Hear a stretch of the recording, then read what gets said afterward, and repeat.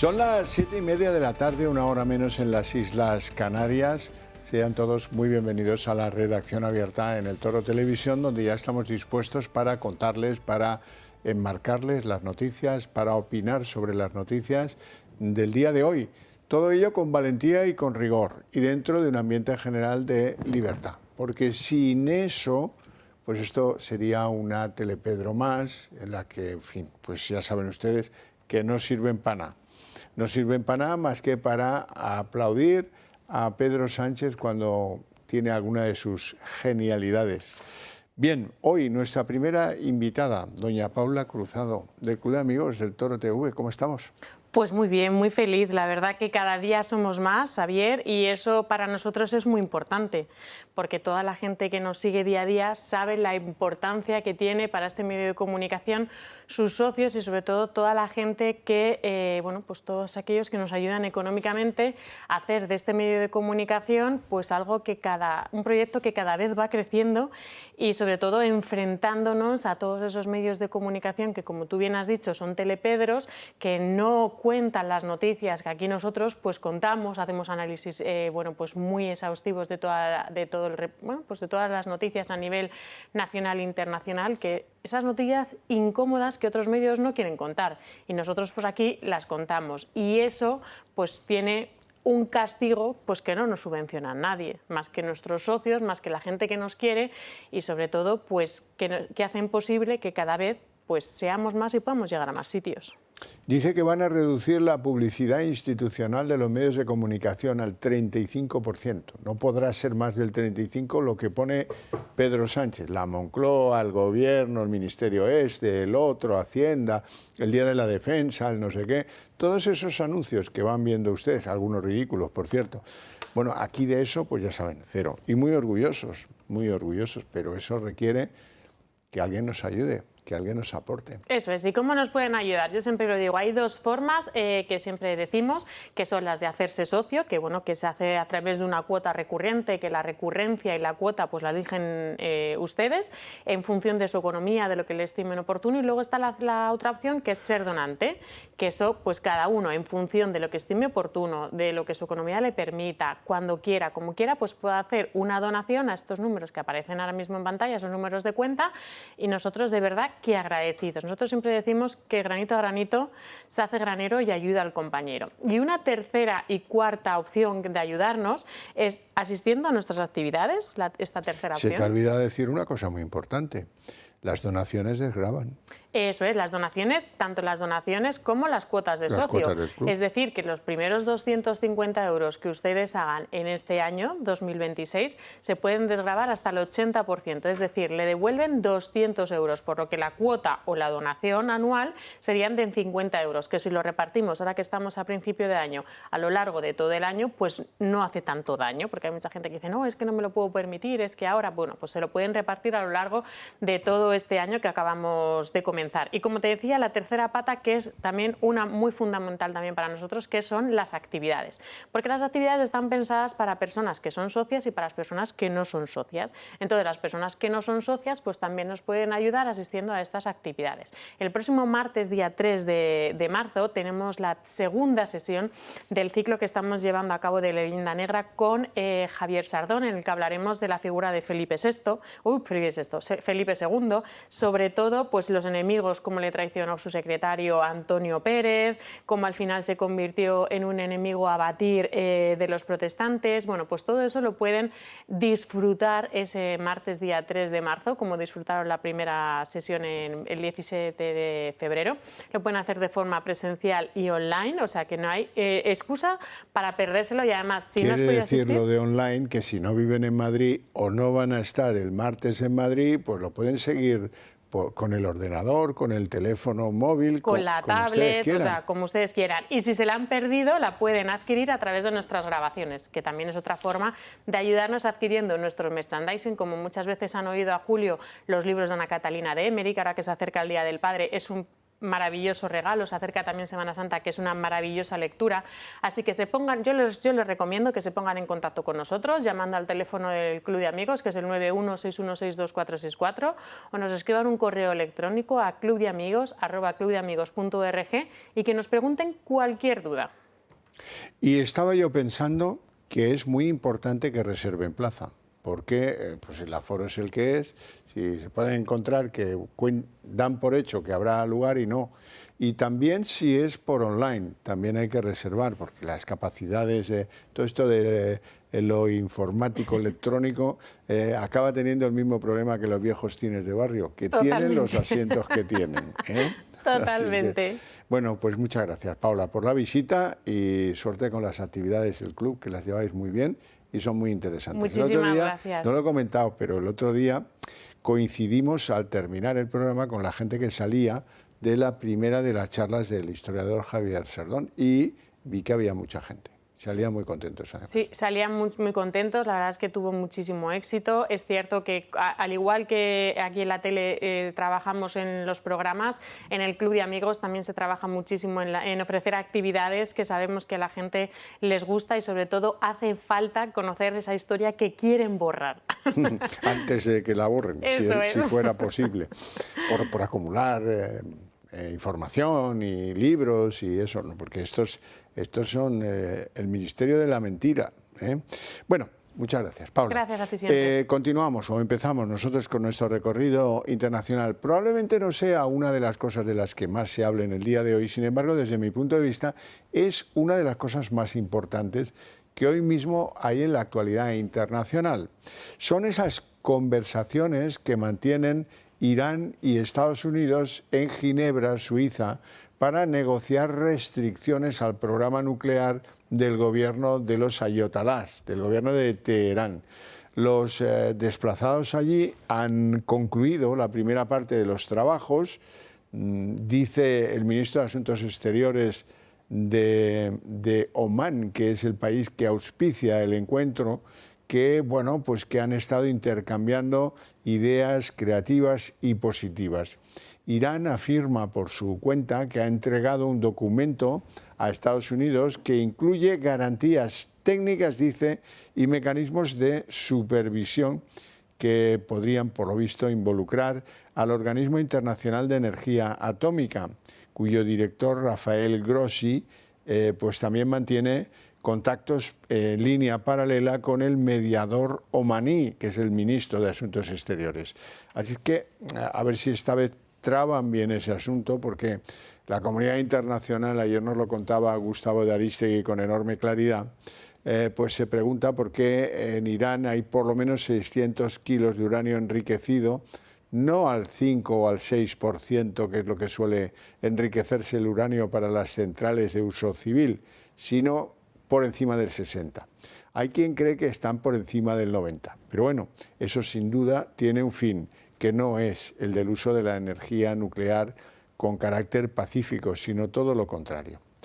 Bueno, y de las conversaciones que espero terminen pues ofreciendo al mundo una imagen más pausada, más serena y más pacificada, ya dice Donald Trump, y tiene toda la razón, que no piensa consentir que un país que protege, ampara, financia y contribuye al terrorismo internacional en un montón de países, de Siria a Yemen, pasando por 5 o 6 más, pues que tengan armas nucleares sería un error tremendo, o cerrar acuerdos en falso, como ya, por cierto, le pasó a Estados Unidos con el mismo régimen de los ayatolás hace unos años. Bueno, hasta aquí lo de Irán y Estados Unidos. Vamos a hablar de Gibraltar. ¿Por qué? Porque Madrid y Londres han llegado a un acuerdo que pone fin, que van a derribarla, la famosa verja del Peñón de Gibraltar. Los acuerdos van a entrar en vigor a partir del 10 de abril. Son unos acuerdos que permiten la colaboración de la policía gibraltareña y de la policía española, y que no van a levantar el control de pasaportes entre ambos territorios.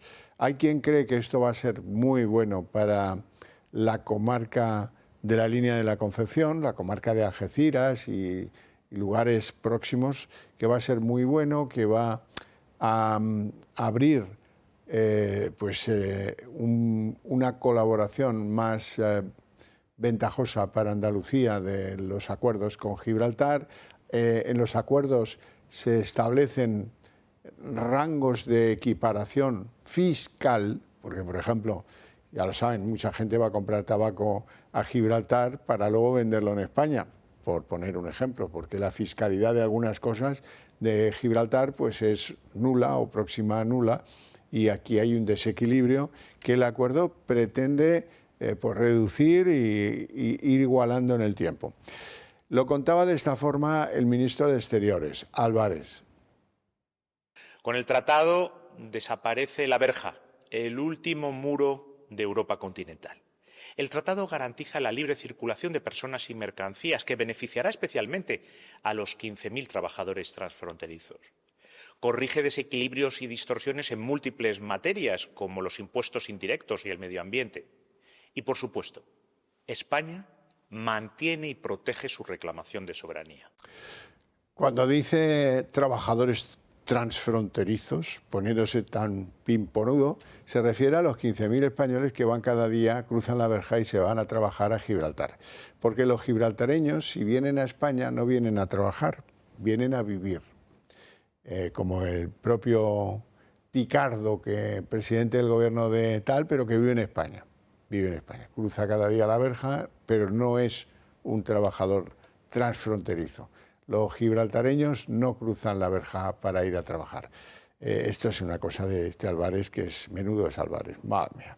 Bueno, y hoy también tenemos que hablar de que hay alguna conclusión interesante que someterles. Yo no sé si creerles, porque de esa compañía no me creo nada. Pero bien, los técnicos de Adif, que son los que se llevaron las piezas del tren que descarriló y del accidente de los dos trenes que se accidentaron en Adamuz, ahora dicen que la causa del accidente estuvo en el carril, no en la soldadura. Bueno, bien, puede ser, no digo yo que no, no digo yo que no.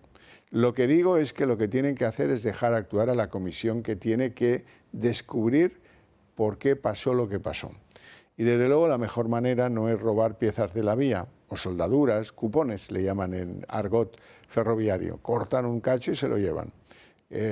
Supongo que la juez de Montoro ya habrá recibido, y si no está tardando en imputarles, las piezas que se llevaron de madrugada sin permiso judicial y eludiendo el control que la Guardia Civil más o menos mantiene sobre el lugar donde se produjo el accidente ferroviario, gravísimo accidente ferroviario con tantos y tantos muertos, ¿verdad? Bueno, y espero que no nos metan un fraude de estos descomunal a la hora de interpretar qué pasó con el accidente. Vamos a ver ahora lo más interesante de los papeles desclasificados del 23F, del intento de golpe de Estado.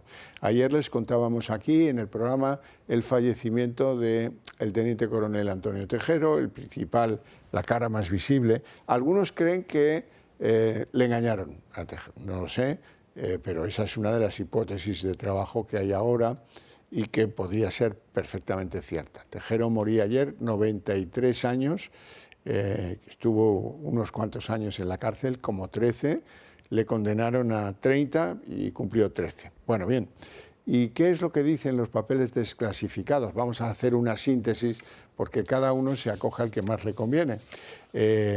Vamos a verlo.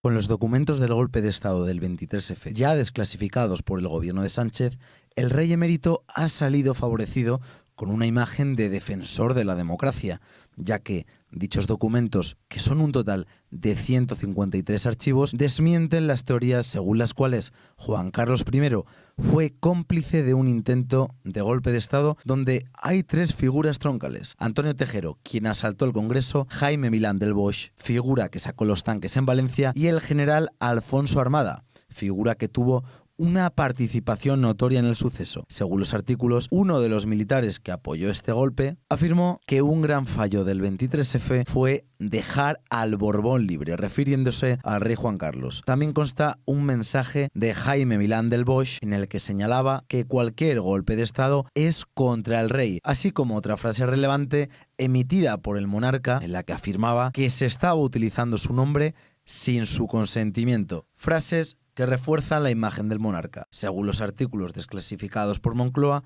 muchos de ellos ya conocidos previamente, se destaca cómo el propio rey ordenó a los mandos acatar la Constitución española, prohibió a Alfonso Armada acudir a Zarzuela o exigió la retirada de las tropas. Por lo que, al conocer esta serie de artículos secretos del intento de golpe de Estado, se pueden hacer varias preguntas. ¿Por qué se han considerado secretos ciertos documentos que ya eran públicos? Y en esta línea, ¿por qué se han publicado estos documentos 45 años después?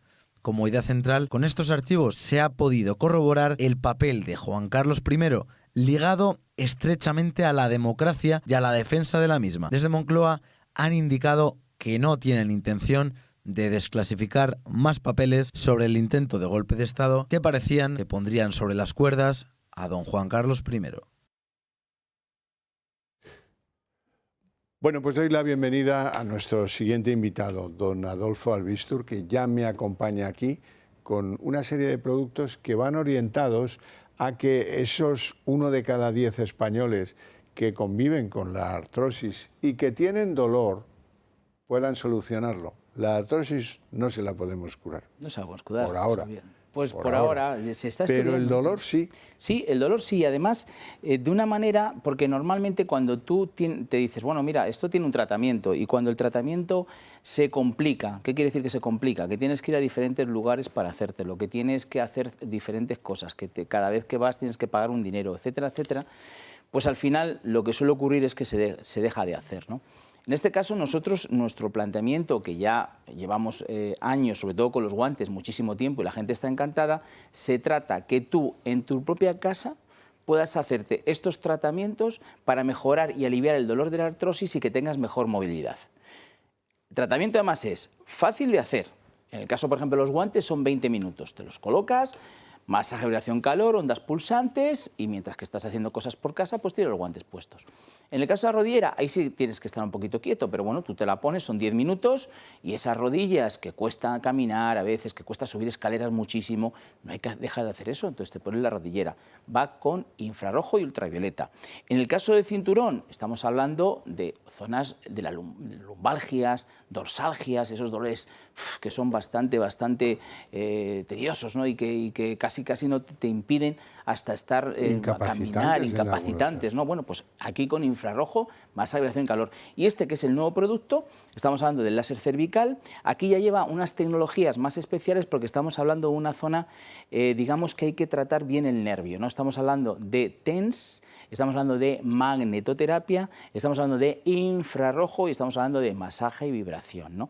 Todo esto hace que, como el tratamiento es fácil porque lo hacemos en casa en el momento que queramos, y como encima es eficaz porque vemos que nos mejora y encima es gozoso, porque cada cosa que esas que te pones, pues oye, sientes un alivio, así que hace que el tratamiento sí que se hagan. Y de hecho, pues ahí tenemos muchísima gente muy contenta con ello. Es impresionante, Adolfo, cómo la tecnología nos va a resolver problemas, nos está resolviendo problemas ya en el día de hoy, y lo que te rondaré, Morena, porque claro, cada vez tú vas precisando el tratamiento, el cómo, el para dónde, el para cómo, y seguro que tienes propuestas de gente que te sugiere, oiga, ¿cuándo harán ustedes algo para la artrosis de codo, por ejemplo? No sé, es impresionante el avance de todo esto, de todos estos artefactos en los últimos tiempos. Sí, una de las cosas que se busca siempre es que las personas no tengan dolor, ¿no? Date cuenta que tú vas al médico, ¿Usted tiene dolor? Sí, lo que intenta el médico rápidamente es aliviar el dolor, porque una persona con dolor lo pasa muy mal, ¿no? Claro, normalmente a lo mejor solamente se puede, pues bueno, tomar un ibuprofeno o cualquier medicación que lo quita momentáneamente, que tampoco se puede tomar mucha, que al final deja de no quitarlo. O sea que realmente cuando encontramos esta tecnología que está al alcance de todo el mundo, pues oye, es una alegría sabiendo que no lo vamos a curar, pero sabiendo que podemos aliviar lo más perjudicial de esto, que es que duele. Adolfo, ¿qué actitud tienen los médicos? Tú estás en contacto con muchísimos médicos, con tu programa y de toda la vida, digamos. ¿Qué actitud tienen para con la tecnología? Porque la inercia es tómese esto, tómese lo otro, productos, química, farmacia, pero respecto de la tecnología, ¿tú vas notando que los médicos cada vez más aconsejan tecnología? Claro, es que ellos son los propios que yo cuando pregunto a un médico, ¿cómo ha cambiado las cosas desde que tú empezaste hasta este momento? Dice, bueno, no han cambiado, ha cambiado todo, o sea, ha cambiado todo. Y una de las cosas que más cambia, evidentemente, es la tecnología, ¿no? Siempre hablan que ese trato humano es muy importante, porque la medicina se trata de que nos traten a los pacientes y haya trato humano, pero la tecnología, entonces todos ellos están súper a favor de todas estas cosas, porque además he de decir que cada producto tiene su aval médico, es decir, yo siempre que hago un producto digo, ¿qué médico me lo recomienda y me lo cuente? ¿No? Porque realmente son los mejores contándolo. Y en el caso, por ejemplo, de los guantes, fue evidente. Una entrevista, un reumatólogo me dijo, oye, tienes que conocer a una persona que ha inventado estos guantes, que es una maravilla, que es que la gente está encantada. Así es como lo hacemos, para que realmente el médico también pueda decir al paciente, pues muy bien, además el médico del paciente de artrosis, es un paciente para él, pues claro, le duele y ¿qué hago? ¿Y qué hago? Cuando hay estas cosas, pues es maravilloso. Adolfo Albistur, protege tu vida. Un placer enorme tenerte en el programa y hasta pronto. Vale, muchas gracias, Xavier. Bueno, algo que ya sabíamos, pero a veces alegra saber que otros han avalado ese conocimiento que nosotros intuíamos. No es que lo supiéramos, lo intuíamos, pero una prueba indeleble de que teníamos razón. Pues a veces es difícil. Hoy la tenemos. Resulta que la mitad de los menas que han llegado a Canarias en los últimos tiempos son mayores de edad. Es una estimación de una comisión del Parlamento Europeo. Mira tú, esto está bien, se han remangado, han ido a Canarias y han hecho 1.500 pruebas por una prueba que se hace con la muñeca de los, sobre todo, chavales varones que vienen en pateras, en lanchas, de la forma que sea, a las Canarias. Han cogido a 1.500, los han analizado y resulta que la mitad son mayores de edad. Ese es un dato, ¿eh? Desde luego que es un dato. Eso nos redunda en que se les pueda expulsar a los mayores de edad que simulan ser menores para tener los beneficios de los menas y todo esto, ¿no? No se puede, porque es que el gobierno de Marruecos solo acepta como mucho a un 8% de los que técnicamente habría que expulsar de España porque no son menores. Mientras tanto, recordarles que en Canarias pues, sigue habiendo unos 5.000 supuestos menores que están sometidos a tutela, que causan innumerables problemas, que causan un gasto extraordinario y que ahí están pues, bastante hacinados en los centros donde los tienen hospedados, porque no es que estén encerrados en el centro en ninguno de los casos. Vamos a verlo.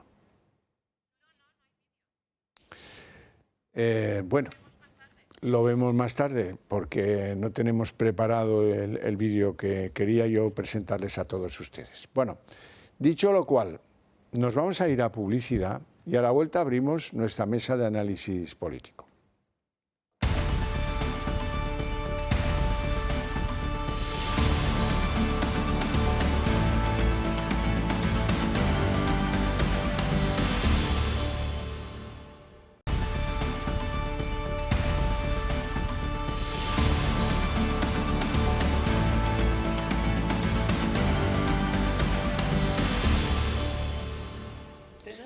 Bueno, faltan 4 minutos para la hora convenida, que son las 8 de la noche, pero es igual. Como tenemos mucha plancha hoy, vamos a afinar y vamos a ir a la mesa de análisis político, para lo cual es absolutamente necesario que yo presente a mis invitados hoy. Don José Ramírez, arabista y diputado de Vox en el Congreso, diputado por Córdoba. Muy buenas tardes. Muy buenas tardes, muchas gracias por invitarme a venir. Yo voy a hacer lo posible para que alguien me lleve al Congreso, porque se ríen ustedes una barbaridad, con los gestos de la Montero, con los errores de la Montero. Hoy me sale todo el paquete de la Montero. Sí, bueno, pero es que o te lo tomas con humor o habríamos reventado. O sea, yo creo que tenemos problemas de hígado prácticamente todos los que pasamos por allí, de lo que hemos presenciado.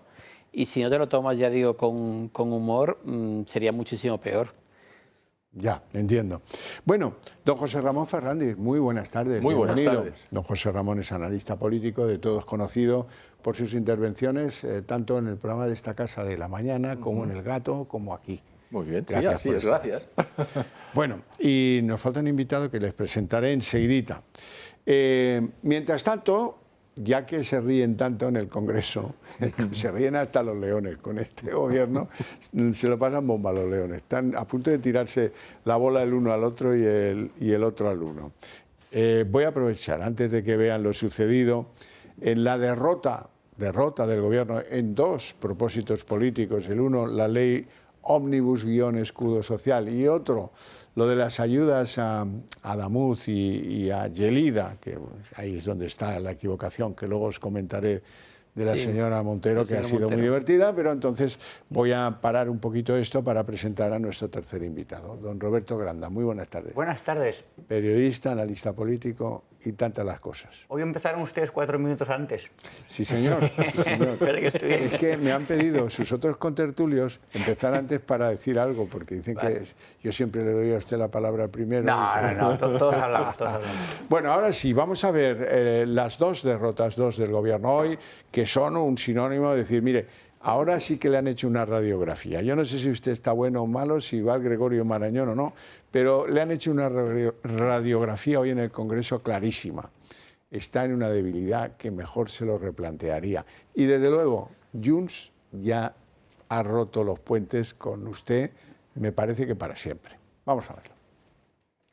Junts tumba el decreto ómnibus. Sánchez vuelve a enfrentarse a una nueva derrota parlamentaria, con los votos en contra del PP, Vox, UPN y los de Puigdemont. De hecho, solo 2 de los 4 decretos que se votaban en el Congreso han salido adelante. Han votado en contra del decreto ómnibus o escudo social y el tope de precios de emergencia, con el que pretenden intervenir los precios en las situaciones que se consideren de emergencia. Se han aprobado la revalorización de las pensiones, después de sacarlas del decreto ómnibus, y también las ayudas para los afectados por el accidente de Adamuz. La debilidad parlamentaria de Sánchez vuelve a quedar retratada. Ya son 7 decretos derogados en esta legislatura. El resultado de esta votación ya se veía venir. Junts ya avisó al presidente de que votarían en contra si dentro del escudo social incluían las ocupaciones.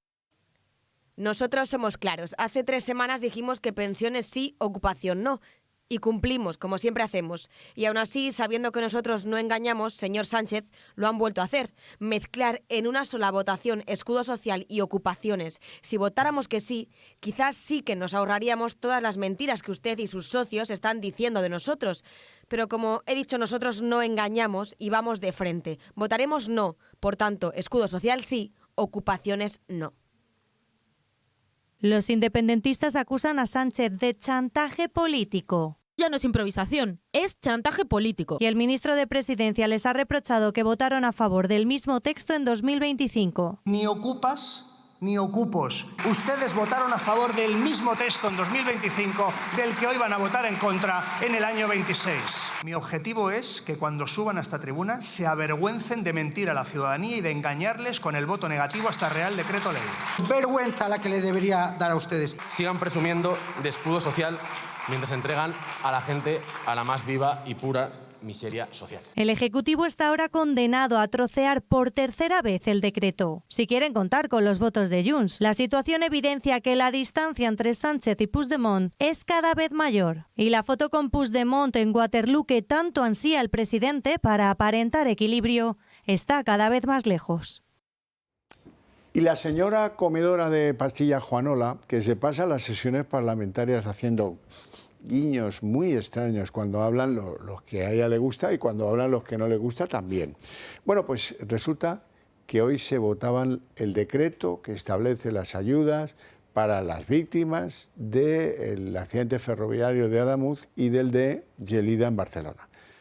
Han votado todos a favor, menos ella, que se ha equivocado, Bueno, esto sí que es insólito, Vicepresidenta del Gobierno, ministra de Hacienda. Ella ha tenido que supervisar las ayudas, se supone que las conocía, imagino, bueno, pues no sé. A lo mejor se equivocan también en eso. Ya.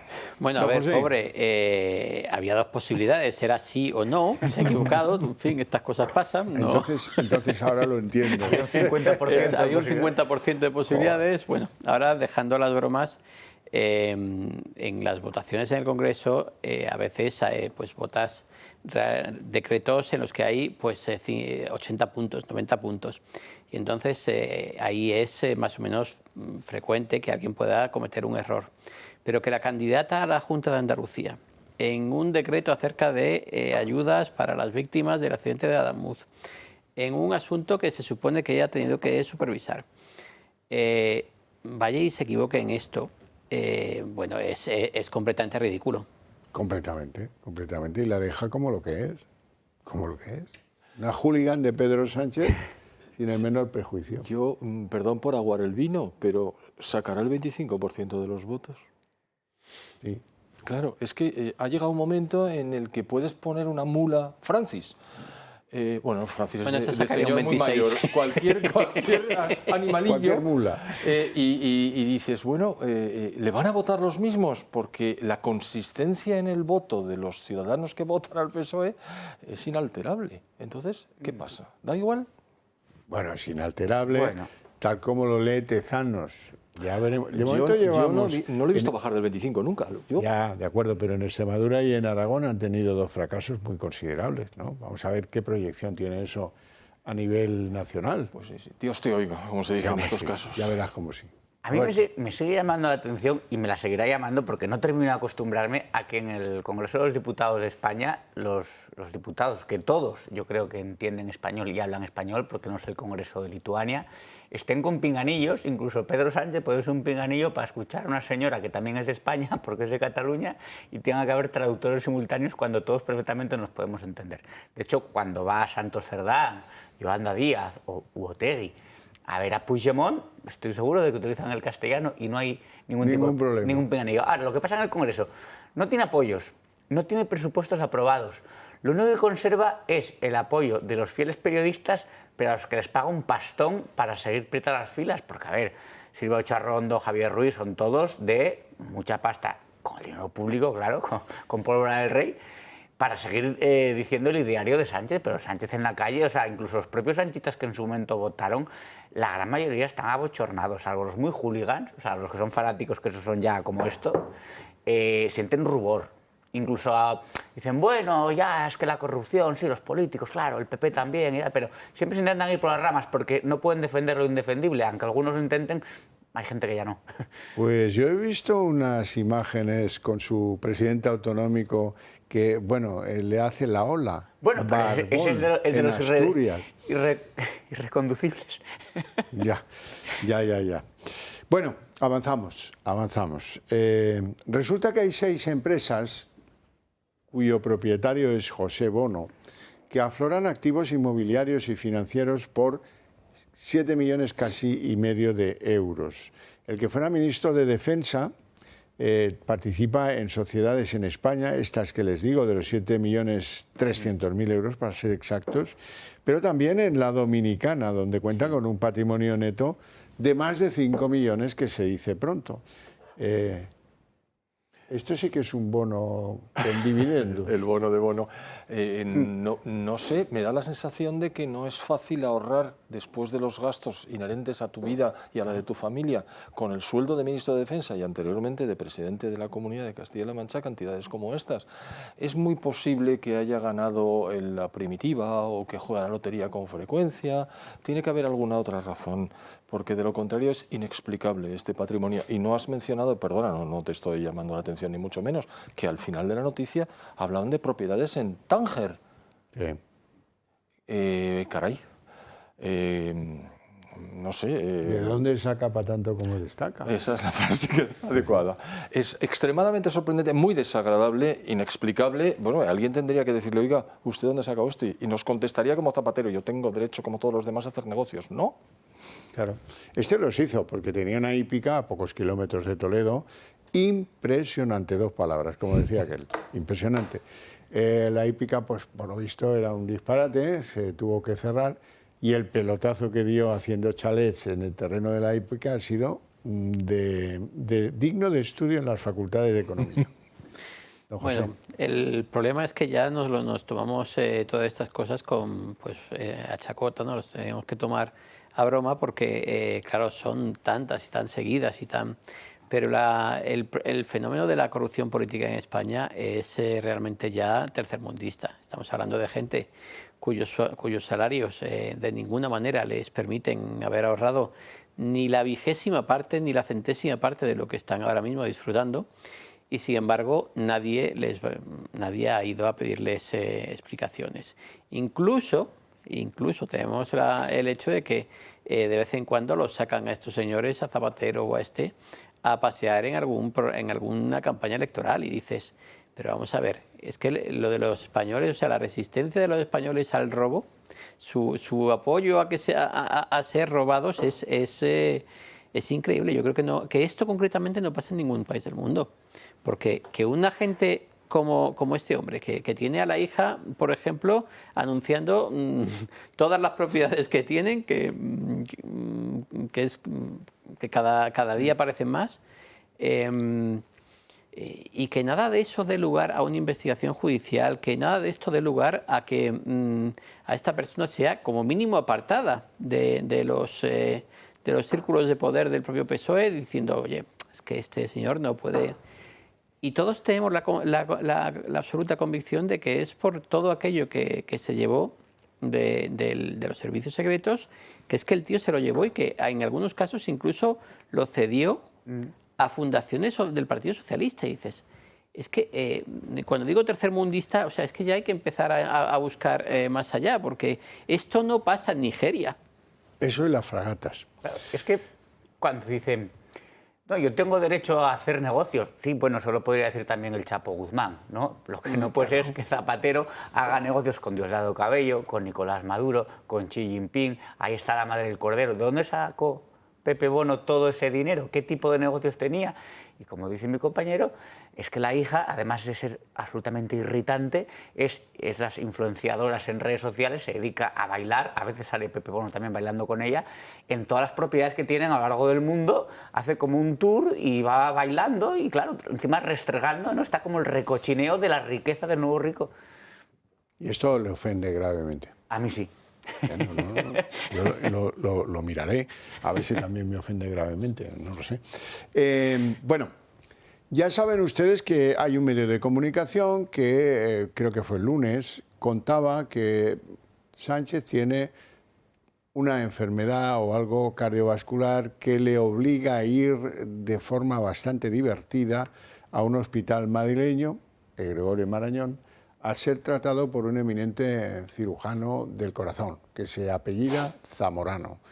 Entra por una puerta trasera cuando todas las consultas están cerradas, esto es a una hora que no me acuerdo cuál era, pero no de servicios hospitalarios, cruza la cocina, sube por un ascensor medio privado, para que no le vean, Entonces, en lugar de decir, pues como esto es mentira, me querello contra ese medio porque me siento ofendido en mi reputación, mi honor, mi dignidad, lo que ustedes quieran, pues no lo ha hecho.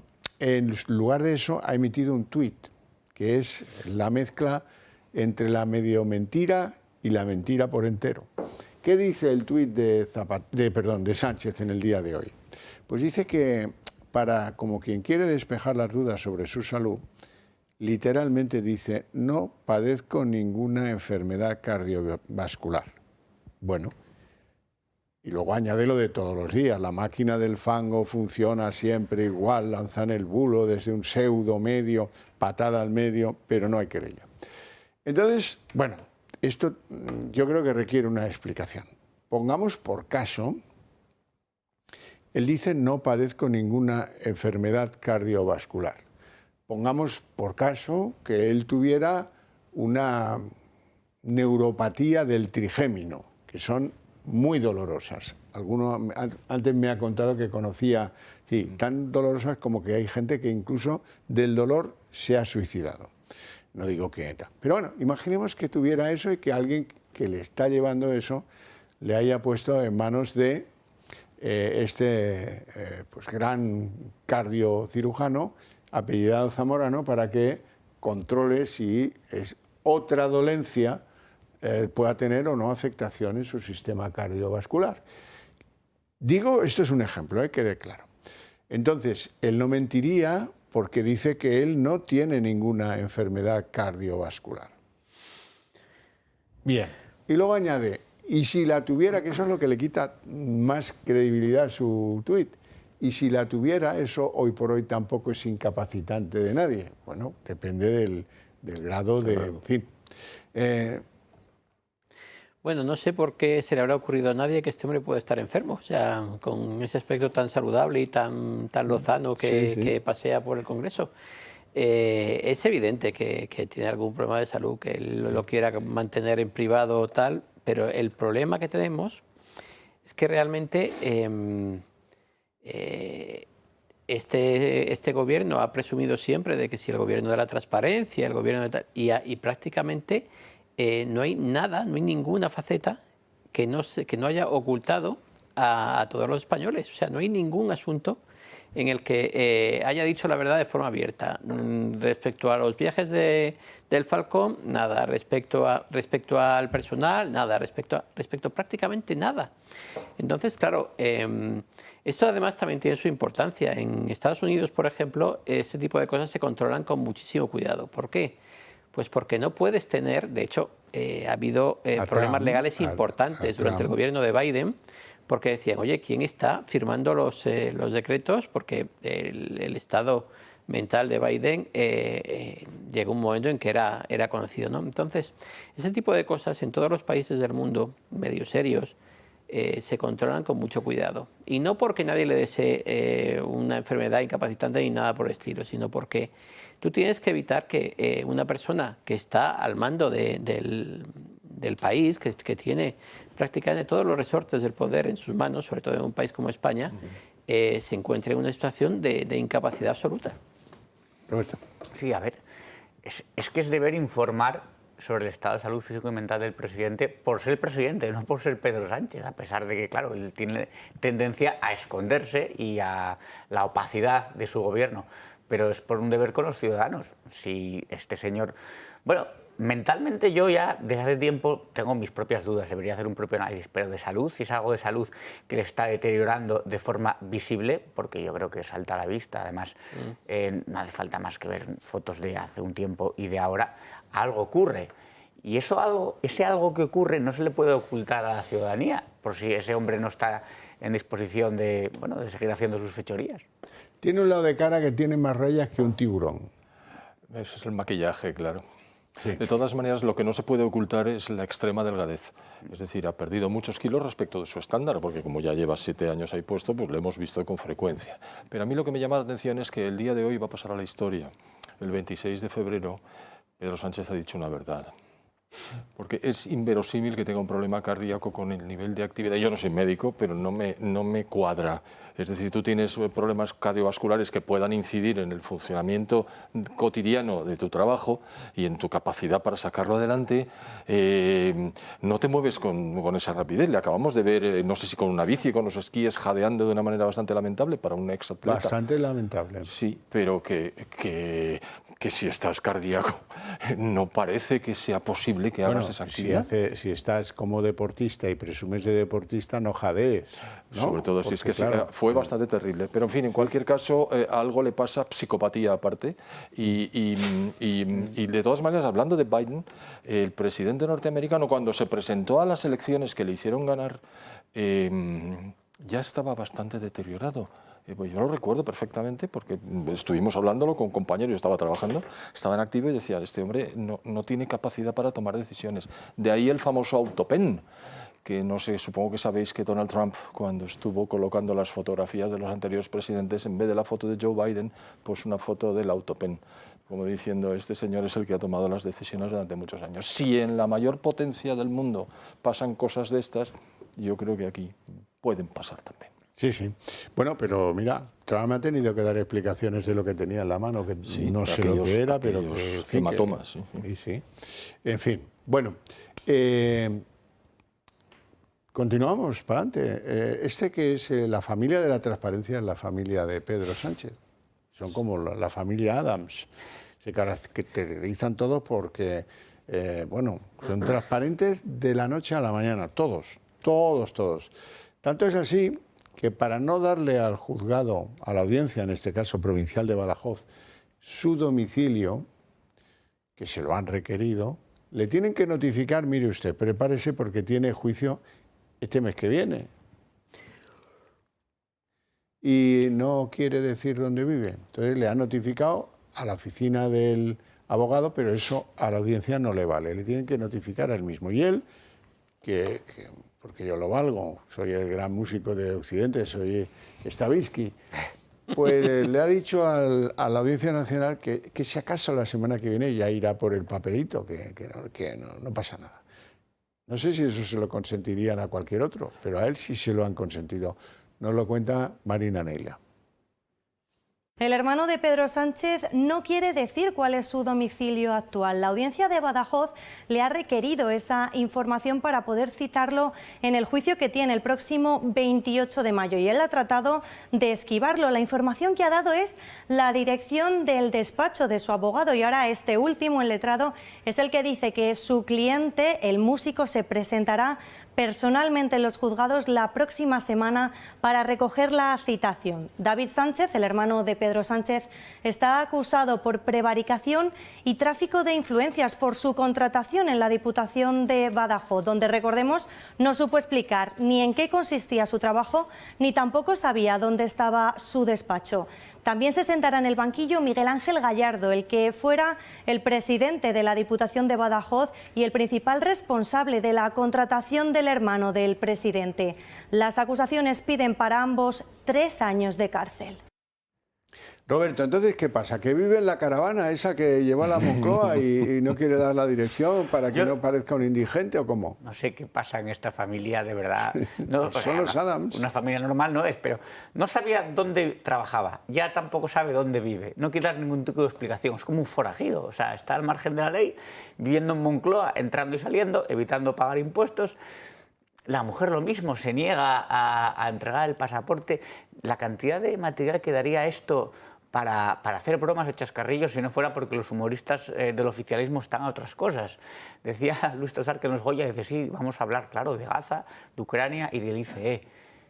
O sea, tienes aquí a la corrupción, a todo lo que da, medio centenar de muertos en España por las infraestructuras como están, el robo a manos llenas, y van a hablar de Ucrania y de Gaza, o sea, que es algo que no es nacional, pero bueno, ya sabemos cómo son, ¿no? Son los oficiales estos chirimoyos, o sea, una cosa, lo que daría todo esto si no fuera porque somos 4 los que le estamos dando voz, pero es lamentable, es la familia del presidente del gobierno y es una familia que de mano, la mujer, el dinero que ganó contaba los billetes en las saunas del padre, de Sabiniano. Poco se habla de eso, quiero decir, para ser el partido más feminista de la historia, de todas las cosas que dicen, la coalición de progreso, hombre, que su suegro se haya lucrado, y probablemente él también en sus campañas, a través de las saunas, de los prostíbulos y de la prostitución incluso de menores, yo creo que es grave también, es como para comentar.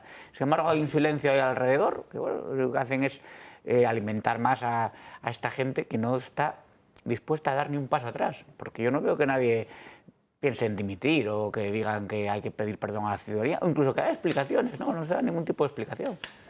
Fernández. Sí, yo cuando escuchaba a Roberto hablar del origen de la fortuna del suegro del presidente, me acordaba del cínico, el dinero no huele. Y entonces ellos son muy sensibles al dinero, sobre todo al que perciben ellos. Y entonces están dispuestos a continuar, porque como todo el mundo sabe, yo creo a estas alturas, el objetivo último del socialismo es robar. Perdón, el penúltimo. El último es destruir. Entonces ellos están en el penúltimo y vamos a ver en qué quedamos, ¿no? Es lo que comentabas antes. A mí no me han requerido nunca el domicilio porque siempre que he tenido alguna documentación con un juzgado ya venía el domicilio de suyo. O sea que tampoco... y el pasaporte pues tampoco me lo han pedido, pero si yo me negara a entregar el pasaporte sospecho que habría algún agente de la autoridad en la puerta de mi casa que sabe dónde está, como acabo de decir, diciendo ese pasaporte o se viene usted conmigo. En este caso no. Este tipo de privilegios, ¿por qué? Porque son la élite. Sí, yo me estaba acordando de que hace varios años, poco después de casarnos, mi mujer y yo, pues le llegó una petición de multa a mi mujer porque no se había censado en nuestro domicilio. O sea, es hija única y tenía sus papeles, bueno, le llegaban sus papeles a casa de sus padres muchas veces y, bueno, pues no había hecho ese papel concretamente. Y Hacienda quiso imponer una multa, 100 euros, una cosa así, pero claro, para mí el hecho de que esta gente pueda ir, venir, ocultar su dirección, ocultar su domicilio, no decírselo a un juez, no entregar un... O sea, el hecho de que esta gente habitualmente se comporte así y que el ciudadano normal, de forma, en su día a día, tenga un control que parece el de la Unión Soviética, es que es alucinante. En la Unión Soviética la gente para ir de una ciudad a otra necesitaba un pasaporte. Y aquí con esta gente vamos a terminar igual. Es que es increíble el control social al que nos está sometiendo una panda que no cumple ni los más mínimos estándares de legalidad. Bueno, hombre, no exagere usted, ¿eh? La mayoría de los ciudadanos de la Unión Soviética podían ir al Gulag sin pasaporte. y no volver. Pagaban hasta el tren.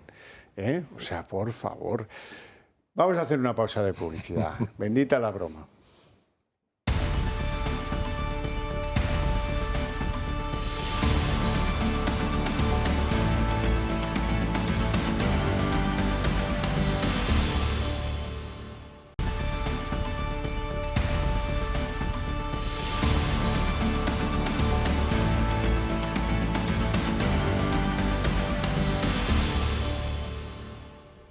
Don Roberto me ha pedido un inciso y yo soy siempre obediente a los deseos de mi amigo Roberto. Quería decir que este tipo de control soviético empezó, sobre todo a partir del confinamiento, los estados de alarma, y ellos ya cogieron la carrilla y siguieron adelante. Pero le cogieron el gusto a tener el control sobre los ciudadanos. Yo recuerdo un helicóptero de la Guardia Civil bajar en mitad de una playa a identificar a una mujer que estaba haciendo surf sola en la playa.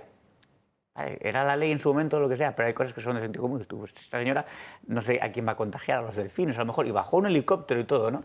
Y el tenernos a todos encerrados y cada noche a las 9 salía él, el aló presidente, a dar el discurso, con el Congreso cerrado, que el Congreso cerrado no se cerraba ni en la guerra. Bueno, pues esto, ya digo, en su momento le cogieron el gusto y siguen ahí y ahí nos tienen monitorizando y requiriendo, digamos, el control absoluto de una ciudadanía que... Nuestras vidas. Pero ellos no, ¿eh? No, ellos no. No sea que se enteren de dónde vivo. Bien, yo no sé si contar esto en tono de broma, casi que sí, que será lo mejor, porque es menos hiriente que contarlo con mala uva, ¿verdad? Pero hoy se le ha ocurrido al presidente del Partido Popular, Alberto Núñez Feijóo, pedir que Juan Carlos regrese a España. Esto es después y automáticamente después de la desclasificación de los documentos que le han dado la gana de clasificar a la Moncloa. Unos documentos que, por cierto, no aportan nada. Todos conocíamos, vamos, anda que no se ha hecho publicidad, del papel que tuvo Juan Carlos en la resolución positiva para la democracia del intento de golpe de Estado. Así es que, claro, esto es un poco absurdo, es mezclar cosas. Feijóo es que no sabe que si el rey Juan Carlos, el emérito, está fuera de España es porque hay sobre su figura otros reproches distintos a los del 23F. Es que no se ha enterado, en la plana mayor del PP están en otras cosas y no se han enterado. Es que no se dan cuenta que con esa pretensión están haciendo el ridículo. Vamos a ver el tuit, tal como lo cuenta Feijóo, para que vean que han metido la pata, pero yo creo que la han metido de pe a pa. Lo que publica Feijóo, que cree que después del tal, de no sé qué, ha llegado el momento porque es una figura que debe reconciliar a los españoles, que paró el golpe de Estado. Todo eso es verdad, pero ¿no se da usted cuenta de que parece que usted viviera en otro país cuando lo del golpe de Estado y que no se hubiera enterado de un carajo? Vamos a ver, Feijóo, ¿esto qué es? Aprovechemos a ver si ahora caigo bien. De verdad, claro, te mereces lo que pasa, que es que un ignorante en lo judicial y en lo jurídico, como es Bolaños, te tape la boca soberanamente como lo ha hecho. La decisión del rey emérito de si regresa o no a España depende exclusivamente de él. El gobierno nunca le ha impedido y nunca le ha denegado la entrada a España, que de hecho viene a España cuando así lo decide. Creo que es una decisión que le compete a él, al rey emérito, al rey Juan Carlos, y también, en su caso, a la Casa Real. Pero en ningún caso le compete ni al gobierno, ni mucho menos al jefe de la oposición. La Casa Real ha hecho un comunicado bien parecido a lo que dice Bolaños. Dice, oiga, el rey emérito está fuera porque quiere estar fuera, no, nadie le prohíbe volver cuando quiera. Y Feijóo, envainen, vaya. Ha perdido una enormemente grande posibilidad de callarse, porque creo que ha quedado mal. Es decir, le han dado por una parte el gobierno y por otra la Casa Real el bofetón del recuerdo de que aquí, vamos a ver, aquí no hay destierros, aquí nadie le ha dicho, si es que Bolaños ha estado impecable, se lo ha dicho, mire usted, es que esto, y tú también recordando que aquí del 23F nadie se estaba acordando hasta esta efemérides, porque Juan Carlos lleva consigo la enorme mochila de todos los errores cometidos a lo largo de su vida, y eso no se lo va a quitar nadie. Pepe. Bueno, es obvio que no ha sido una intervención afortunada por parte de Feijóo. Es obvio también que el rey emérito ha ido y venido varias veces de su lugar de residencia actual a regatas en Galicia y a otros eventos. Y bueno, pues evidentemente este hombre debe sentir una cierta presión para preferir vivir en el extranjero, y esa presión existe, porque los socios del gobierno del Partido Socialista recuerdan en el Congreso en muchísimas ocasiones algunos de esos errores que ha podido cometer el rey emérito, y es la única presión que puede sentir hasta el momento. Pero creo que efectivamente es un tema que está totalmente fuera del debate público y que el PSOE simplemente ha hecho lo que otros montones de veces. Voy a desclasificar unos cuantos papeles, aquellos que no hayamos quemado ya 200 veces, porque no va a salir nada que nos ponga ni medio mal.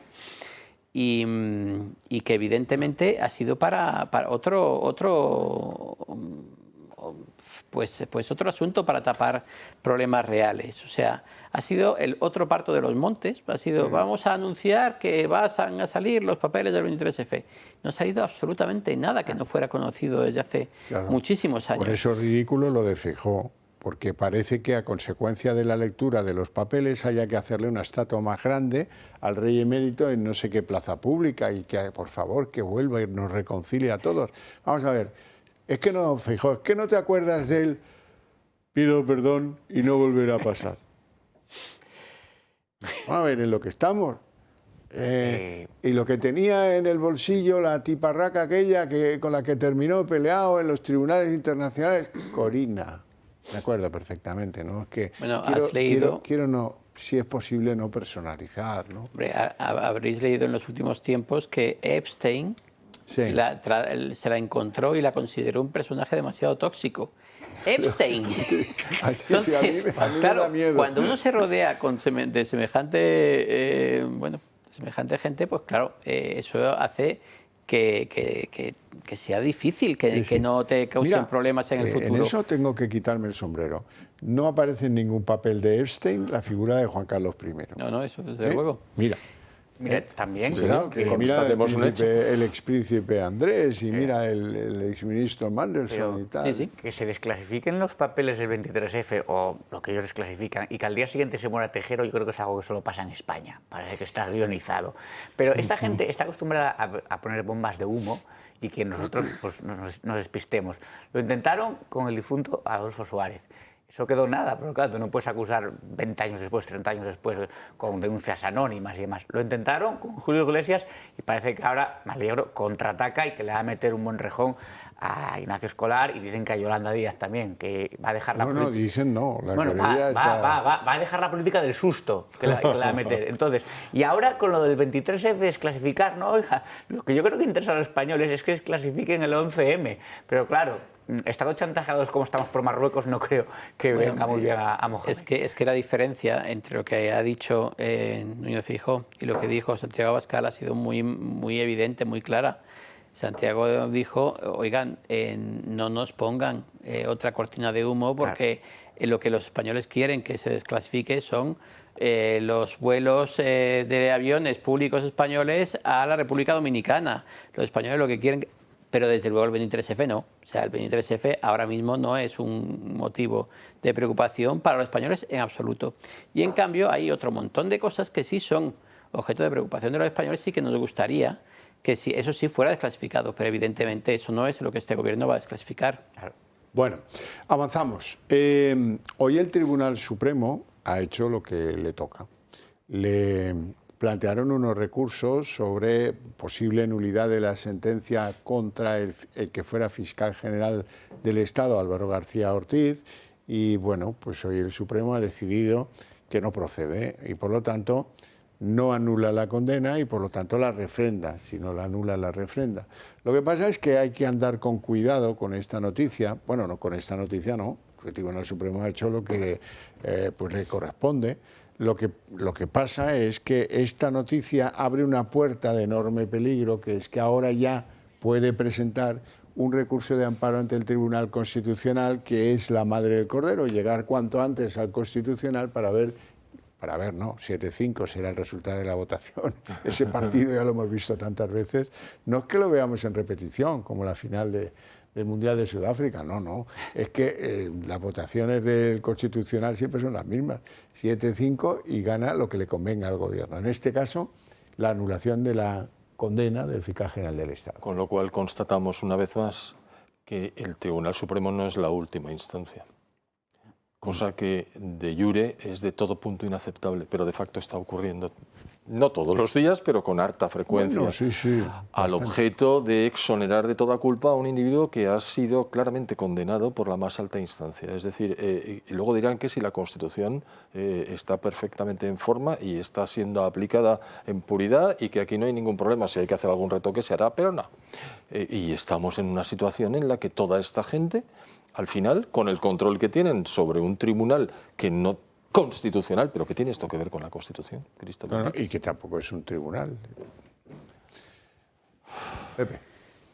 Bueno, la verdad es que el manejo por parte del Gobierno del Tribunal Constitucional es una de esas ignominias que se van a recordar como una de las características más vergonzosas del Gobierno de Pedro Sánchez. Y creo que es algo que requiere una rectificación importante en las leyes españolas en el futuro, porque no puede ser que haya un grupo de individuos que estén dedicados a prevaricar de manera permanente y que sepan que tienen una inmunidad total y absoluta y que eso no va a suponerles ningún tipo de problema. Además, también el hecho que todos pensamos que habían sido muy laxas las condenas, por ejemplo, en el caso de los ERE. No estaban entrando en la cárcel ni siquiera el máximo responsable que había sido Griñán, ¿no? Y sin embargo, lo pasaron eso por el Constitucional para que esa gente ni siquiera tuviera que pasar por la cárcel. Entonces, claro, ya estamos hablando de que los españoles no somos iguales ante la ley. Y el hecho de que se hayan encargado los tribunales y hayan conseguido que los españoles, no solo en derechos económicos, que eso hace muchísimo tiempo que no lo somos, pero también en derechos jurídicos, en derechos, no seamos iguales ante la ley y que haya una casta que está absolutamente blindada frente a la acción judicial. Eso es completamente vergonzoso y es un recordatorio de a qué se supone que había venido aquella izquierda del 15M, aquello de la casta, y nunca ha habido una casta más apartada de los españoles que la casta política que ellos han creado en España. Hoy podríamos llamar al programa Viaje al futuro, porque saben ustedes el resultado de la votación del Constitucional que salvará de 2 años de inhabilitación, tampoco es que le salve mucho, de tal, a Alvarito García Ortiz. Y ahora les voy a dar otra. El porcentaje de admisión de los recursos de inconstitucionalidad por vía de amparo en el Constitucional es del 99% de rechazo. A pesar de eso, también les digo, desde mucho antes de que se plantee incluso el recurso, va a ser admitido. Don Roberto. Lo que no puede ser es que por sistema se desacredite o se desautorice al Tribunal Supremo, que es la más alta instancia judicial, con la complicidad de Conde Pumpido. O sea, que cuando condenen a alguien de los suyos o a algún socio, estoy pensando en los amnistiados y demás, que Sánchez le pueda decir a García Ortiz, no te preocupes que esto te lo soluciona Conde Pumpido. Y que nosotros lo sepamos ya lo que va a pasar, lo que usted ha dicho es un viaje al futuro, sabemos lo que va a ocurrir y el Tribunal Constitucional está deslegitimando al Tribunal Supremo. Es un choque ahí esto es una anomalía democrática. Y cuando hablabas del 15 de marzo, el 15 de marzo ha terminado con Pablo Iglesias, desde que Telefónica forma parte del gobierno, ahora su canal Red lo va a hacer vía Movistar. Ahí es donde están los antisistemas ahora, en Movistar. Me pone usted como los perros cazadores con las orejillas así. Sí. Porque resulta que Zapatero le había cogido gusto a eso de ir temprano a los bosques del Pardo y ahí reunirse a veces con Julito, el suministrador del Money, y a veces con los contactos políticos que producen que las cosas funcionen, como por ejemplo Javier de Paz, consejero en Telefónica, bueno, desde el 2008, lo que se ha llevado el hombre, más de 10 millones como consejero de Telefónica. ¿Dónde estaba antes? Era jefe de las juventudes del PSOE. Le echaron porque ya no tenía pelo y dijo, hombre, tío, échate ya, deja que algunos jóvenes entre... Oye, la alopecia puede surgir. Las juventudes de todos los partidos son iguales, ¿eh? Son como la tuna. Al tío que no tiene pelo le dice, chao, déjalo, que acabaste la carrera hace 10 años. Así. Bueno, esa es la razón por la que nosotros no tenemos juventudes. En tiempos de Zapatero lo colocaron allí y allí sigue. Y se reúne con ZP en el bosque del Pardo. ¿Y para qué? Pues para algo sórdido será, porque si no, a las 8 de la mañana allí, con el frío que hace en invierno, pues ya me contarás, ¿no? Y además de todo eso, aparece el autor de los informes que supuestamente le vendía Zapatero a Julito. Y resulta que esos informes al autor, al currante, que se llama Sergio, al currante que había pasado por el CNI, no es una cosa muy extraña, y que ahora está refugiado por Javier de Paz en Telefónica. A le pagaron como 18.000 euros. Sin embargo, Zapatero cobró pues prácticamente 500.000. Por los mismos informes, naturalmente. Bueno, vamos a verlo. Un paraje sin cobertura telefónica en el Pardo.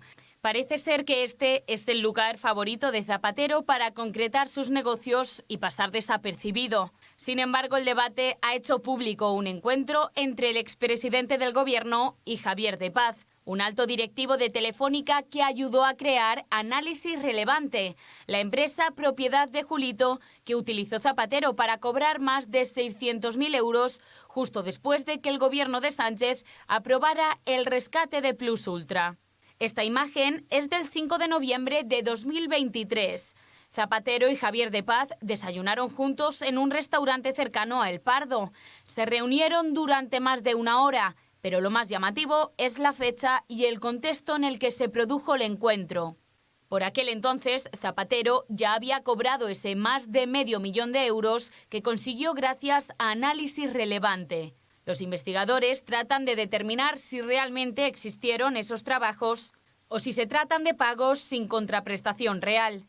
Mientras tanto, la versión del expresidente se desmonta por momentos, sobre todo después de la versión de Sergio Sánchez, antiguo cargo del CNI y también actual directivo de Telefónica. No solo asegura ser el autor de los informes por los que Zapatero cobró $500.000, afirma también que Análisis Relevante la crearon juntos Julio Martínez y el expresidente socialista. Sergio Sánchez es claro, dice haber cobrado 18.000 euros en 6 años por maquetar aquellos informes. Zapatero fue además una persona decisiva para que Telefónica nombrara a Javier de Paz consejero de la multinacional en 2008. Ha estado más de casi 20 años en el cargo y durante todo este tiempo De Paz ha cobrado más de 10 millones de euros. Eso sí, cabe recordar que De Paz venía de ser el líder de las juventudes del PSOE. El secreto de sumario del caso Plus Ultras se levantará de forma inminente. Será el próximo mes de marzo y acabará en la Audiencia Nacional. Además, podemos decir que por lo que le pagaba al negro que hacía los informes, José Luis Rodríguez Zapatero, además es un rata, ¿no? Hábil hombre de negocios, podríamos decir, en otros términos. Este es un explotador, ¿no, Julio Iglesias? Este sí es un explotador. Lo que pasa es que ahora entiendo esa frase que dicen que resuena por los pasillos de Ferraz. No me des, ponme donde haya. Y le ponen. Y se gana bien, y le dejan. Digo, pues está bien pensado, sí. Había un presidente en Telefónica, ya fallecido, César Alierta, un lince para los negocios. Este tenía una tesis. Lo que des al PSOE, dáselo también, aunque no te lo pida al Partido Popular. Iban entrando en el Consejo de Administración de Telefónica 1 y 1, 2 y 2, o los que hicieran falta, pero siempre sabiendo que las dos alforjas tienen que pesar lo mismo. Bueno, lo que se llama el bipartidismo. Bueno, es que realmente ese bipartidismo lleva repartiéndose el dinero en España, lleva repartiéndose privilegios económicos, lleva repartiéndose cargos, lleva repartiéndose todo desde hace pues 30 años. Y es una de las cosas que ha podrido la democracia en España. En el resto de Europa hay algo que ha permitido cambiar esto, que es el hecho de que esos partidos han terminado siendo sustituidos por otros. Y eso es fundamental para que para que el ciudadano pueda tener un mínimo de confianza en los políticos. Porque claro, cada vez que llegamos con el y tú más, lo peor es que es cierto. O sea, todos saben que el otro ha robado como mínimo lo mismo. Y entonces, eso de cara al ciudadano es algo que termina acabando con su confianza y termina considerando que ese bipartidismo ha llevado al país al fracaso. Entonces es incuestionable que tenemos que cambiar nuestro sistema de partidos, que tenemos que cambiar muchísimo la forma de gobernar España, porque este tipo de cosas en las que un tipo sin oficio ni beneficio, sin ninguna habilidad especial, más allá que pinchar discos en fiestas del PSOE, de repente se plante en Telefónica cobrando 1 millón de euros al año, 1 millón y pico. Es una vergüenza. O sea, es de esas cosas que dices, es normal, con todo lo que han robado, es normal que todos los españoles tengan dificultades para llegar a fin de mes. Esta querencia que tiene Zapatero por los encuentros en el Pardo, que además es un coto de caza y tal, aislado, sin cobertura, es inevitable la referencia cinematográfica en Casino de Scorsese, cuando el personaje de De Niro y el de Joe Pesci se reunían en mitad del desierto de Nevada para hablar ahí de sus menesteres mafiosos. Pues esto es un poco parecido. Oiga, ¿por qué no puedes ir a un restaurante tranquilamente a hablar y tomar algo y habláis de vuestras cosas ahí? No, tiene que irse a lo clandestino, que tiene un toque, parece, de... En esa zona que le debe gustar especialmente, no lo sé, ya digo, es una zona donde puedes encontrar jabalís, corzos y demás, y pues no entiendo, pero sí, tiene una querencia por ese lugar y además para hablar de cosas, porque imagino que no se puede pinchar el móvil. Leyó lo de la lucecita del Pardo y no lo entendió. Estaba buscándola. A ver si luce. De todas maneras... Algo... Roberto, que te va a emocionar. Por fin ¿Seguro? Ha servido de algo el Parlamento Europeo. 751 gallinos cobrando una pasta que te mueres, haciendo casi nada o nada. Ha venido una comisión a Canarias y la comisión en Canarias ha tomado la molestia de analizar a 1.500 menas. Y de los 1.500 analizados, la mitad son mayores de edad. Hasta en el Parlamento Europeo, que no son los lápices más afilados de la cultura europea, ni mucho menos, han sabido darse cuenta. La mitad de los menas que llegan a Canarias son adultos. Así lo ratifica un informe elaborado por la misión del Parlamento Europeo que visitó las islas el pasado mes de septiembre para analizar la gestión de la Ruta Canaria y el funcionamiento de los sistemas de acogida. Se realizaron unas 1.500 pruebas de determinación de edad. Pruebas que, por cierto, se realizan cuando la mayoría de edad está en duda. Y para sorpresa de las autoridades, cerca del 50% resultaron ser mayores de edad. La situación es y sigue siendo cruda en las Islas Canarias. El pasado mes de septiembre las islas tenían unos 5.000 menas bajo tutela, es decir, el 65% de los menas llegados a España. El gobierno canario asegura haber destinado 192 millones de euros de su propio bolsillo para esta gestión y niega haber recibido fondos de los 560 millones que recibió España de la Unión Europea. El informe trata también la política de retornos y concluye que solo el 8% de los marroquíes ilegales son devueltos a su país. Marruecos rechaza la mayoría de las repatriaciones iniciadas por España. Por su parte, Frontex no tiene medios navales o aéreos desplegados en la Ruta Canaria. Su labor se centra exclusivamente en los centros de acogida, pero recuerdan al Gobierno de España que pueden ampliar su apoyo si lo solicita. Sin embargo, el Ejecutivo de Sánchez, aun sabiendo que Canarias está desbordada, no lo ha hecho. Hasta el 31 de agosto de 2025 llegaron a las islas 101 embarcaciones con más de 12.000 personas a bordo. ¿Sorprendido, don Roberto? No, la verdad. Me sorprende que la gente sea tan ingenua o que tenga tanta hipocresía y mala fe, como cuando decía Teresa Rodríguez, que son nuestros niños. Sí, pues tu niño ha pegado el estirón que no veas. Vamos a ver, si es evidente, tú ves lo que está llegando y tú, pero bueno, estos bigardos, ¿cómo van a ser menores de edad? Si son todos unos tíos hechos y derechos y además en edad militar. La segunda cuestión que cabe preguntarse es ¿dónde están sus padres? ¿Siempre vienen hombres jóvenes? Siempre vienen hombres con móviles grabando.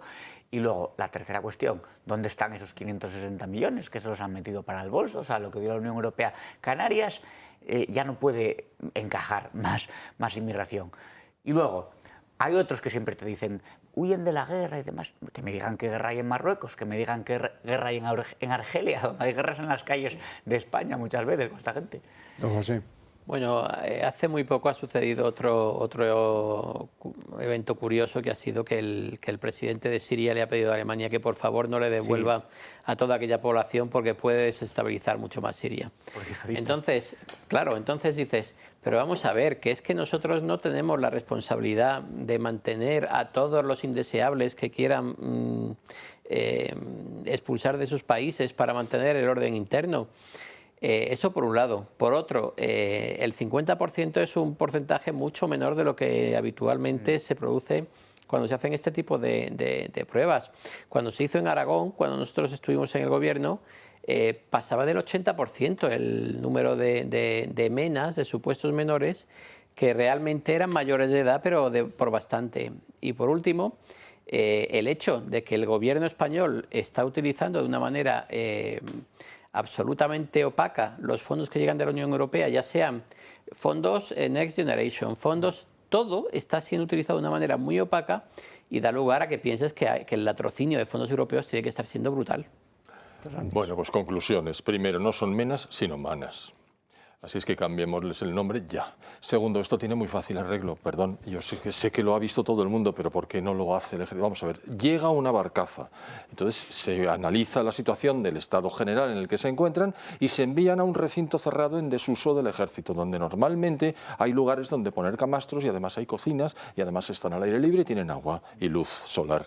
Y se les deja ahí recluidos hasta que Marruecos acepte recuperarlos. Y si no, pues ahí están estupendamente. Si no, pues hay unas barcas anfibias que llegan a las costas de Marruecos en un nada desde Canarias y en una playa, del mismo modo que se produjo la salida, que se produzca la llegada. No tenemos tiempo para más, lo dejamos aquí con mi agradecimiento a estos señores por su presencia y por sus opiniones sobre todo, y a ustedes por su interés y su agradecimiento hacia ellos y hacia mí por seguirnos desde sus hogares. Eso sí, hay premio. A la vuelta de publicidad, el día en 30 minutos.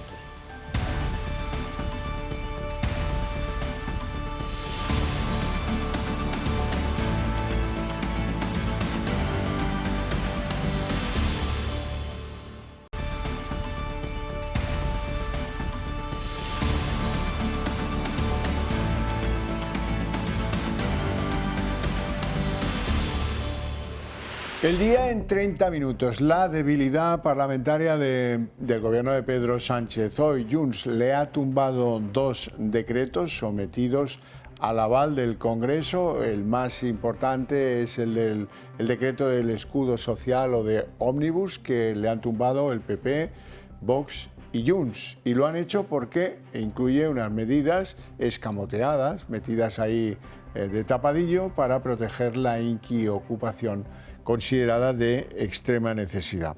La solución tendrá que ser desbrozar el terreno y esta ley convertirla en una que se pueda aprobar, la del escudo social, y meter en el cajón lo que toca a los inquiocupas. Y esto quizá no se lo esperaban, pero Junts también ha votado en contra de topar los precios en caso de catástrofes o emergencias. Han votado en contra junto al Partido Popular y a Vox por considerarlo una medida intervencionista del mercado. Se trata de una forma de evitar que haya precios abusivos, subidas de precios en casos de catástrofes, por ejemplo, como la reciente que ocurrió en Adamuz. Ojo, porque el Gobierno por primera vez ha elevado el tono contra los independentistas. Aseguran que dan vergüenza. Junts tumba el decreto Ómnibus. Sánchez vuelve a enfrentarse a una nueva derrota parlamentaria, con los votos en contra del PP, Vox, UPN y los de Puigdemont. De hecho, solo 2 de los 4 decretos que se votaban en el Congreso han salido adelante. Han votado en contra del decreto Ómnibus o escudo social y el tope de precios de emergencia, con el que pretenden intervenir los precios en las situaciones que se consideren de emergencia. Se han aprobado la revalorización de las pensiones, después de sacarlas del decreto Ómnibus, y también las ayudas para los afectados por el accidente de Adamuz. La debilidad parlamentaria de Sánchez vuelve a quedar retratada. Ya son 7 decretos derogados en esta legislatura. El resultado de esta votación ya se veía venir. Junts ya avisó al presidente de que votarían en contra si dentro del escudo social incluían las ocupaciones. Nosotros somos claros. Hace 3 semanas dijimos que pensiones sí, ocupación no.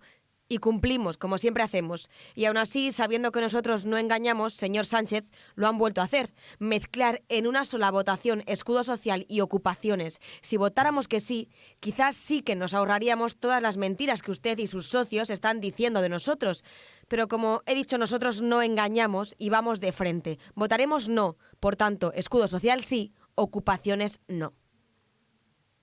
Los independentistas acusan a Sánchez de chantaje político. Ya no es improvisación, es chantaje político. Y el ministro de Presidencia les ha reprochado que votaron a favor del mismo texto en 2025. Ni ocupas ni ocupos. Ustedes votaron a favor del mismo texto en 2025 del que hoy van a votar en contra en el año 26. Mi objetivo es que cuando suban a esta tribuna se avergüencen de mentir a la ciudadanía y de engañarles con el voto negativo a este Real Decreto Ley.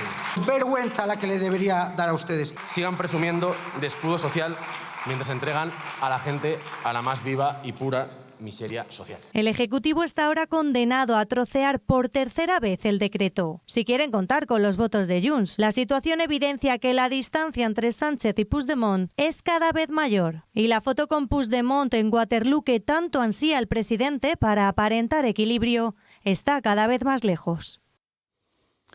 Se han cumplido todas las expectativas. El decreto llamado escudo social o ómnibus no ha sido refrendado por el Congreso y se lo han tumbado al Gobierno. La mayor parte de los votos del PP, de Vox y de Junts per Catalunya lo han tumbado pues porque incluía en el escudo social medidas de protección de los inquiocupas de extrema necesidad. El Gobierno digiere la idea de que con Junts no hay más recorrido y se olvida de aprobar con ellos los presupuestos ni casi nada en el futuro.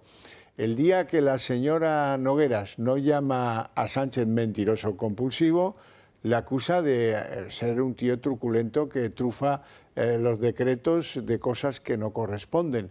Así que parece que no hay salida con Junts. De hecho, los fontaneros monclovitas que estaban explorando una foto de urgencia de Sánchez con Puigdemont fuera de España han tirado ya los móviles y han dejado de hacer llamadas.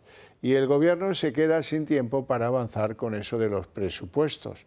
De ahí el nerviosismo de Montero. El truco ha salido mal. Aquello del todo o nada con lo que amenazaba la izquierda y la ultraizquierda para someter el decreto ómnibus protegido por lo del escudo social, pues resulta que no ha colado. No ha colado y pues para proteger a esas ocupaciones de extrema necesidad, que son un coladero, pues la cosa es que se les ocurre topar también los precios de la vivienda, por ejemplo. Algo que los de Junts ya lo tienen muy claro, que si votaban a favor del decreto Ómnibus, Alianza Catalana les iba a comer la merienda. De ahí que lo tengan claro y que en esto no se acabó el postureo.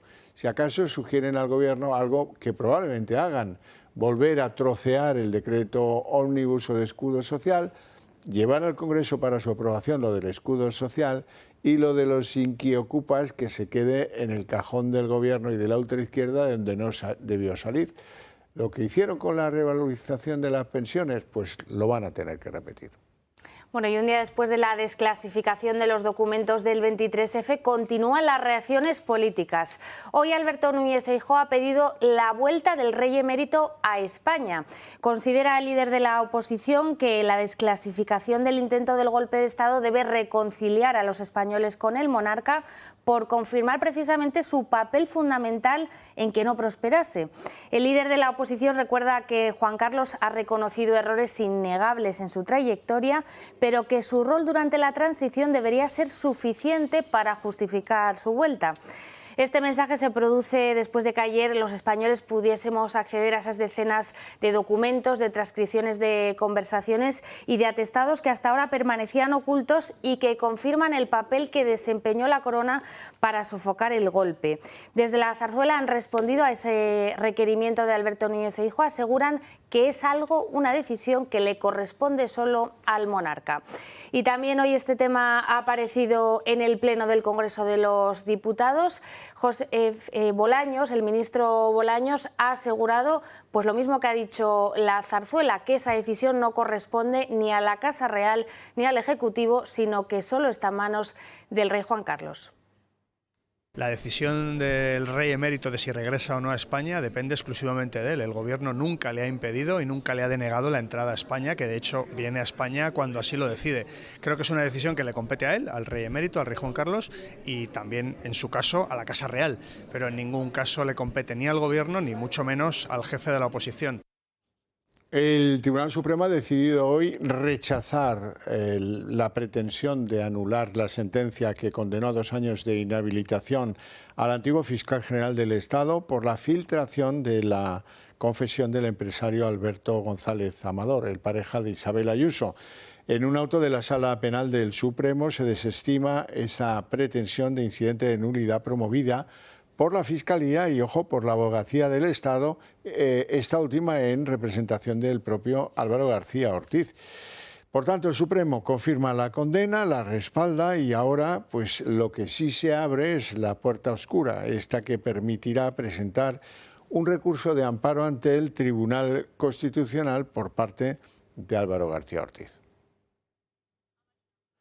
Y el hermano de Pedro Sánchez se niega por segunda vez a desvelar su domicilio. La audiencia de Badajoz necesita tener esta información para poder notificarle todas las diligencias previas al juicio que se va a celebrar en mayo. Su abogado ya ha adelantado que se va a presenciar en ese juzgado para recogerlas personalmente. Marina Neila.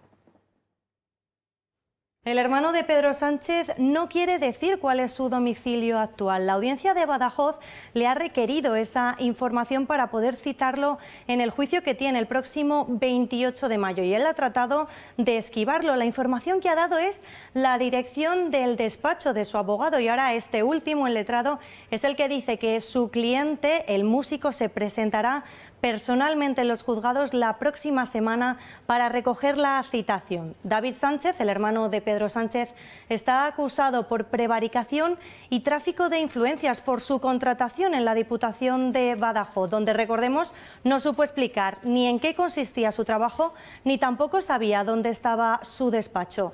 También se sentará en el banquillo Miguel Ángel Gallardo, el que fuera el presidente de la Diputación de Badajoz y el principal responsable de la contratación del hermano del presidente. Las acusaciones piden para ambos 3 años de cárcel.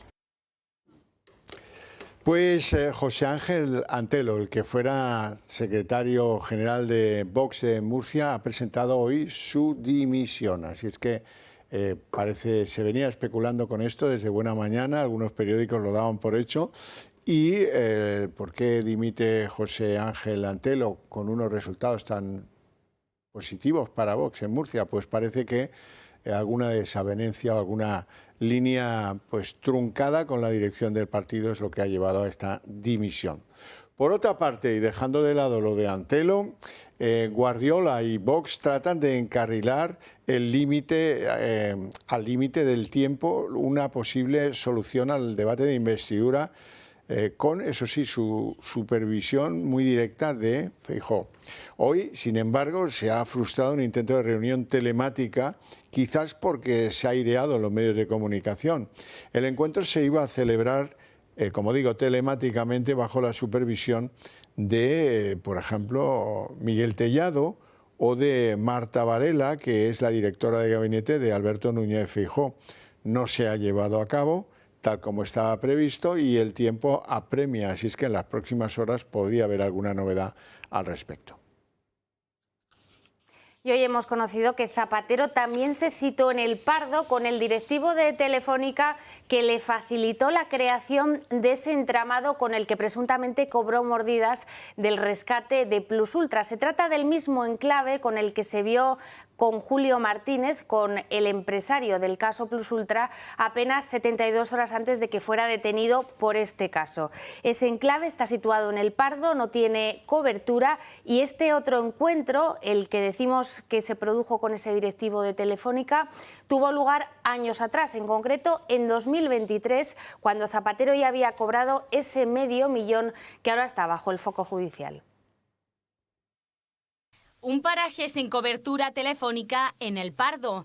Parece ser que este es el lugar favorito de Zapatero para concretar sus negocios y pasar desapercibido. Sin embargo, el debate ha hecho público un encuentro entre el expresidente del Gobierno y Javier de Paz, un alto directivo de Telefónica que ayudó a crear Análisis Relevante, la empresa propiedad de Julito que utilizó Zapatero para cobrar más de 600.000 euros justo después de que el gobierno de Sánchez aprobara el rescate de Plus Ultra. Esta imagen es del 5 de noviembre de 2023. Zapatero y Javier de Paz desayunaron juntos en un restaurante cercano a El Pardo. Se reunieron durante más de una hora, pero lo más llamativo es la fecha y el contexto en el que se produjo el encuentro. Por aquel entonces, Zapatero ya había cobrado ese más de $500.000 de euros que consiguió gracias a Análisis Relevante. Los investigadores tratan de determinar si realmente existieron esos trabajos o si se tratan de pagos sin contraprestación real. Mientras tanto, la versión del expresidente se desmonta por momentos, sobre todo después de la versión de Sergio Sánchez, antiguo cargo del CNI y también actual directivo de Telefónica. No solo asegura ser el autor de los informes por los que Zapatero cobró $500.000, afirma también que Análisis Relevante la crearon juntos Julio Martínez y el expresidente socialista. Sergio Sánchez es claro, dice haber cobrado 18.000 euros en 6 años por maquetar aquellos informes. Zapatero fue además una persona decisiva para que Telefónica nombrara a Javier de Paz consejero de la multinacional en 2008. Ha estado más de casi 20 años en el cargo y durante todo este tiempo De Paz ha cobrado más de 10 millones de euros. Eso sí, cabe recordar que De Paz venía de ser el líder de las juventudes del PSOE. El secreto de sumario del caso Plus Ultra se levantará de forma inminente. Será el próximo mes de marzo y acabará en la Audiencia Nacional. Nuevo informe de la Unidad Central Operativa, la UCO de la Guardia Civil, a propósito de las actividades de la que fuera presidenta de ADIF, Isabel Pardo de Vera. Según parece, en este nuevo informe se habla de que está bajo sospecha su participación, favoreciendo pues, la trama de los contratos de mascarillas en las administraciones públicas. La UCO no le atribuye a Isabel Pardo de Vera ningún objetivo de lucro personal. Sin embargo, sí constatan que ha borrado buena parte de sus mensajes en el móvil. Anteriormente, Isabel Pardo de Vera había sido señalada como una parte de la trama del presunto amaño de concursos de obra pública. Y en la página internacional hoy ha visto la luz el acuerdo sobre Gibraltar. El texto regirá las relaciones entre España y el Peñón después del Brexit. Entre las novedades, la verja desaparece y, por tanto, no habrá controles ni pasaporte para cruzar la valla. Los controles del espacio Schengen que realizarán las autoridades españolas y gibraltareñas se trasladan al puerto y al aeropuerto situados en territorio británico. Unos 15.000 trabajadores transfronterizos, la mayoría de ellos españoles, se beneficiarán de este acuerdo histórico, en palabras del ministro español de Exteriores, de José Manuel Álvarez. Lo cierto es que sobre la soberanía del Peñón no hay ni una sola letra en ese acuerdo. Y las delegaciones de Irán y de Estados Unidos siguen reunidas con encuentros bastante seguidos en Ginebra para negociar nuevas restricciones al programa nuclear del gobierno de los ayatolás. Han concluido la primera parte de sus trabajos, preocupación entre los norteamericanos porque ven el tema estancado, a pesar de que, por ejemplo, el ministro de Asuntos Exteriores de Omán, que es quien hace de mediador en estas conversaciones, cree que se han intercambiado ideas positivas y creativas. Irán, por su parte, dice haber entregado un documento que incluye garantías técnicas y mecanismos de supervisión que podían involucrar al Organismo Internacional de Energía Atómica, cuyo director, Rafael Grossi, tiene contactos paralelos con los mediadores omaníes. Y curioso esto que ha incautado la Guardia Civil en el aeropuerto de Barajas. 15 pangolines que venían en una maleta procedente de Etiopía. Lo cierto es que este tipo de animales están protegidos por el Convenio Internacional de Comercio de Especies Amenazadas, por lo que no se puede viajar con ellos ni en partes y mucho menos enteros. La pasajera, una mujer guineana de 60 años, aseguró que no conocía la normativa y reconoció que los animales iban destinados al consumo propio. Los pangolines son, de hecho, los animales más traficados del mundo por la demanda que tienen sus escamas en algunos países asiáticos. Y el Papa León XIV pronunciará un discurso el próximo 8 de junio en el Congreso de los Diputados en el marco de su viaje, el que realizará a España, el viaje apostólico previsto entre los días 6 y 12 del próximo mes de junio. La intervención tendrá lugar en una sesión conjunta de las Cortes Generales, esto es el Congreso y el Senado, que se celebrará en la Cámara Baja, que reunirá diputados y senadores, y el Papa León hablará en calidad de jefe de Estado. Así es que por primera vez es el momento en el que un papa se dirige a las Cortes Generales. No ha pasado nunca hasta ahora. Bueno, Marina, ¿qué nerviosos deben estar en Canarias? Hombre, porque han notado hoy en varias islas, en concreto en Gran Canaria y en Tenerife, un terremoto de 4,1 grados de magnitud. Ha sucedido en el mar, en concreto en la zona del volcán submarino de Medio, a unos 10 kilómetros de profundidad, pero se ha notado en varios puntos, tanto de Gran Canaria como de Tenerife. Ha habido muchos expertos que han hablado sobre este asunto. Había mucha curiosidad por saber si estaba relacionado o no con la actividad sísmica que está habiendo estos días en el volcán del Teide, pero una llamada a la tranquilidad: el seísmo no tiene nada que ver con esta actividad volcánica. Y hasta aquí el día en 30 minutos. Les deseamos una feliz noche a todos, especialmente a los que continúen con la señal del Toro Televisión. Y mañana aquí toda la información a partir de las 7:30 de la tarde en la redacción abierta. Que pasen buena noche.